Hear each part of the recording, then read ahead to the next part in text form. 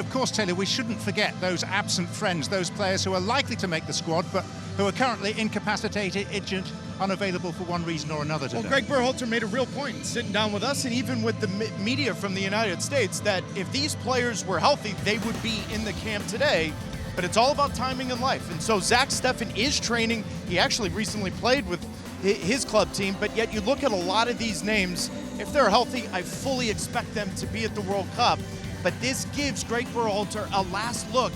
And when you look at the 11, that's a guy like Sam Vines, because Anthony Robinson is the starting left back for Greg Berhalter come World Cup time, if he's healthy. So if Sam Vines, it doesn't matter what he did in the Gold Cup final in 2021, it matters what he does today. And I think Greg Berhalter, when he said in his interview, there's a couple players I'm going to look at. Sam Vines may be 1A on that list. Now, in the world of make-believe that is television, the world that we work in, we call that a glamour lineup because it's people with headshots, nice pictures that we've taken. We're going to show you the clamour lineup.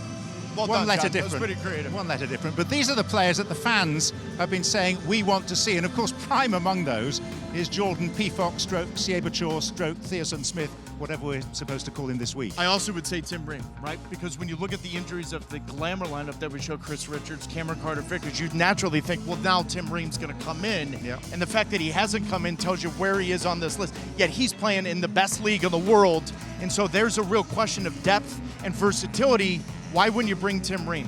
But if you got a guy with 3 goals, 3 assists for the best team in the Bundesliga right here in Germany, this begs the question for Greg Berhalter and his staff, how can you not bring him? I'm not saying he has to start, but if you're bringing 26 players, he gives you a different element. He gives you a different look. As I've said multiple times over the last 8 months, a plan B, if you will, if you need to chase a game in a World Cup, he's that guy.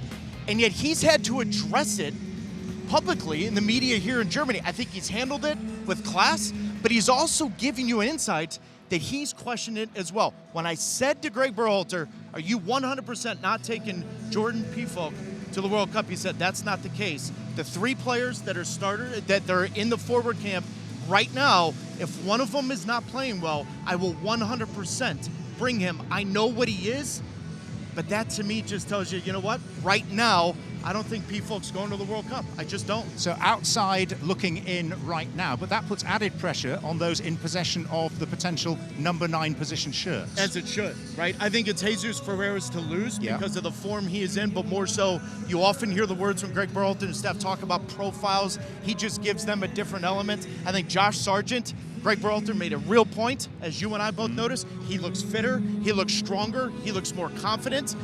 I think the pressure's on Ricardo Pepi. I just do. I think moving to Holland is going to work in his favor. I fully expect him to score goals. But if there's any doubt that he is not operating at a high level, that's going to be the biggest question mark for Greg Berhalter, because that is a player that has 1 goal in the last 11 months. And of all the players, he's the one that form is a real question mark. Well, thank you very much for watching ESPN on YouTube. For more sports highlights and analysis, be sure to download the ESPN app. And for live streaming, premium content, and let's not forget as well, ESPN FC 7 days a week. Subscribe to ESPN+.